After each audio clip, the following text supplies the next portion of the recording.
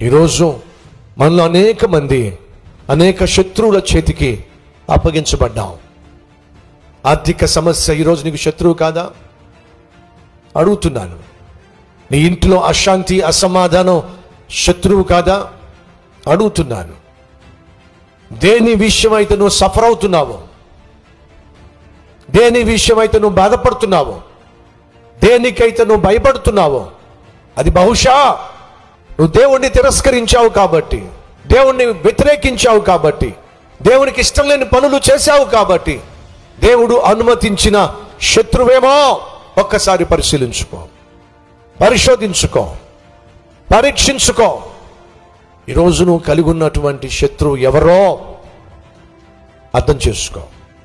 చేయాల్సింది పశ్చాత్తాపడడం, చేయాల్సింది కలిగి ఉన్నటువంటి దోషాన్ని ఒప్పుకొని విడిచిపెట్టడం.